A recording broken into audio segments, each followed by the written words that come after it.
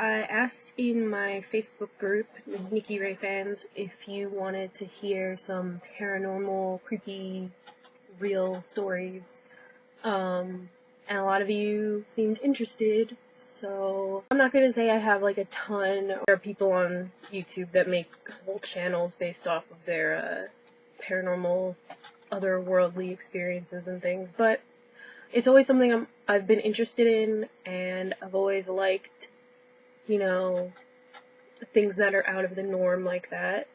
And my family and me personally have collectively experienced things over the years, and I've never really shared them with, many people. I've kind of, not that I've kept it secret or anything, it just kind of just never comes up, or, people assume that I'm making it up or whatever. I think I'm gonna tell the creepiest one to me, but it didn't actually happen to me. It happened to my Nana, and she had told me this story over 100 times. It had to be, since I was little. So I think I'm gonna tell that one for, Halloween and stuff. And if you like this one, I have a few other stories that have happened to me personally and things like that. So if you want to hear about those, they're not as scary. So maybe I'll tell those if you're interested. My Nana, she had like a ton of siblings, but I'm pretty sure at the time it was her and her sister living in a house with their mother, 2-story house. And they lived across the street from a graveyard. They didn't like walking home from school because they had to pass it, and but none of the neighborhood kids liked it. But my great-grandmother, my Nana's mom, wasn't afraid of anything. She was I wish I had the pleasure of meeting her. She sounds like the most bomb lady ever, but she wasn't afraid of the graveyard. So, people would like dare her to go to the graveyard, and like they thought she was like the coolest mom because she wasn't afraid of it. My aunt, I guess it would be my great aunt, my Nana's sister, my great aunt. I never met her either. My Nana always told me that she was really psychic. She like could sense things. There was one time where they were moving, and the realtor was showing them the backyard, which was like all overgrown with weeds and stuff, and she started freaking out and saying that somebody had drowned there. She like would see these things. She saw like a baby drowning in the backyard when there was no pool there, and then they found out that it had been covered over after the previous owner's son drowned in the pool, and the realtor hadn't told them that. Nobody had known that. The realtor took her mom aside after that and told her that. There's a bunch of other things with her that I could probably talk about, because my Nana always talked about the things she predicted and sensed and things, and I always thought it was so cool. Anyway, that comes in handy. Giving you some backstory before we get to the creepy part. My great aunt's bedroom was in the upstairs of the house. So there was a downstairs, probably a basement or something, downstairs, the upstairs, and then there was a attic. My Nana was sleeping in there for some reason. I think it was because she was having nightmares or something like that, and she didn't want to be in the room by herself. What I gather, my great aunt was a very quiet, sensitive kind of person that didn't like to, if she experienced something, she didn't really like to, not tell people, but she didn't really like to draw a lot of attention to it. Nana said she would wake up multiple times a night just screaming, and from these awful nightmares that she would have. And she wasn't somebody that was prone to nightmares before. I'm not sure what was the catalyst for all of this activity to start happening, but it just started happening. My Nana would wake up at the same time, and she wouldn't see anything or hear anything, but my great aunt experienced a lot. Like, she said she could feel somebody sitting on her bed at night, and her covers would be thrown off sometimes, her bed would shake, she would hear like knocking on the windows and stuff, and then it just started getting, more and more momentum. I know a lot about paranormal ghost things because it's just something that's always interested me, and I've read a lot of books on it and done a lot of research on it. When there's an entity, we'll just use a blanket statement, when there is one, especially if they don't have the best intentions, or if they're something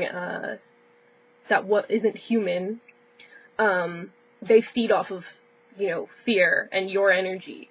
So if you're constantly scared and waking up from nightmares and things, it gains strength, and I guess the word is manifest, becomes more solid and,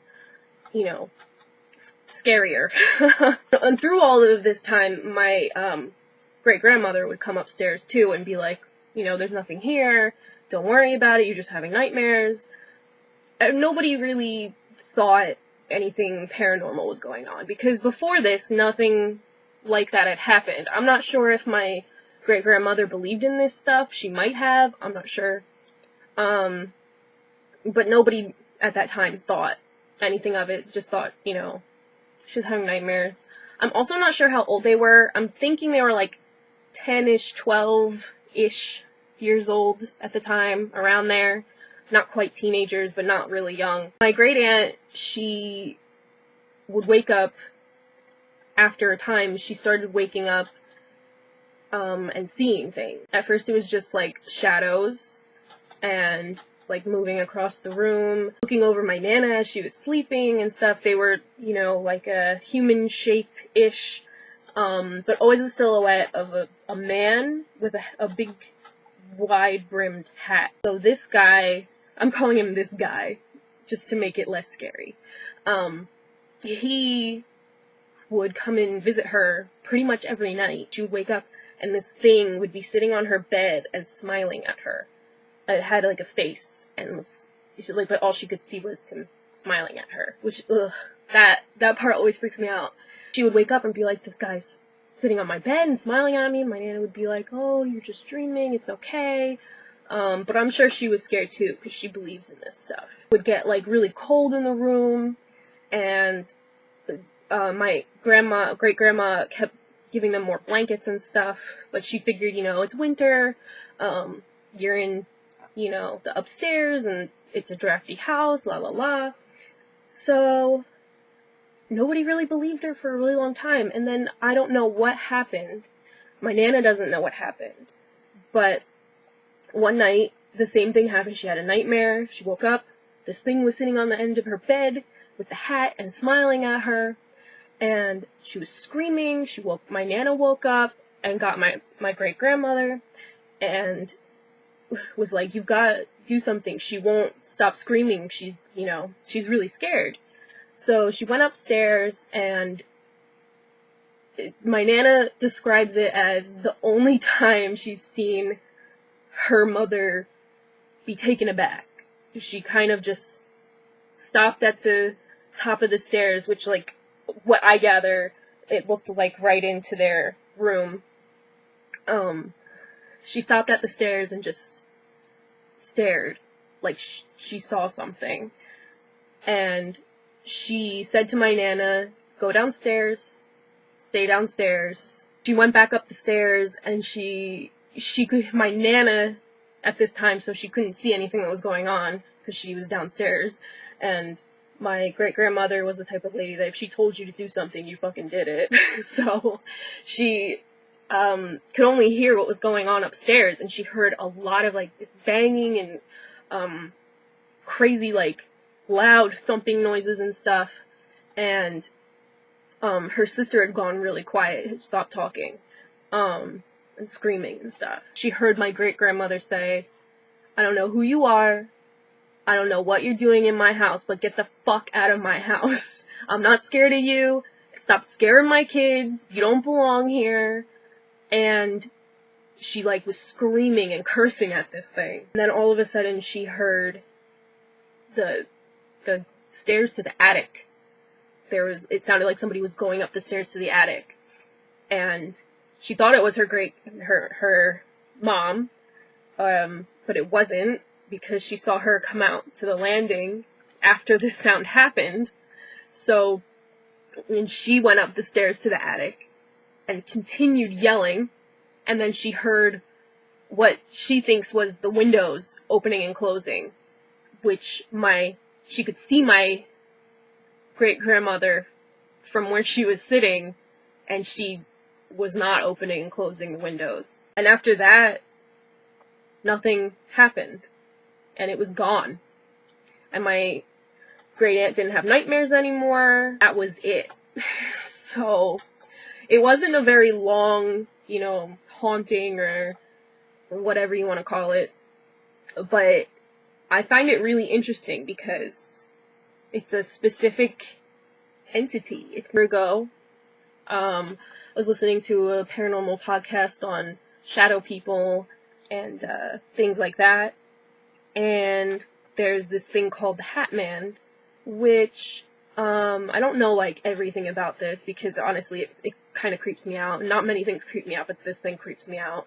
And usually he's associated with death sometimes he's associated with demonic stuff, sometimes he's just associated with being a messenger of some kind.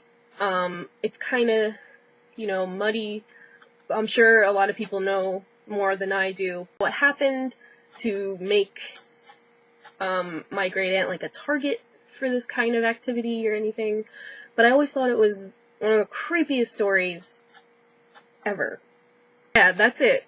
So, if you want me to tell more paranormal stories, I have a few that are pretty creepy. If he would stop drinking that water, it would be great. I'm not that thirsty. If you want me to tell more creepy stories, paranormal things, I have a few that, like I said, that have happened personally to me. I have a few more stories that my Nana has told me. My family is, more sensitive, I would say, to these things. I've experienced things that are paranormal, and I've experienced things that, are more of a psychic nature. I don't think I'm, I can't predict things or anything, but I do think I'm more sensitive to things than the average person, and I do see things sometimes, I hear things sometimes, and yeah, I don't know, I just feel like sharing it. I hope you guys have a good Halloween, I hope you have a good day, I hope I didn't scare you too much. Yeah, I will talk to you soon, and I hope you liked the video.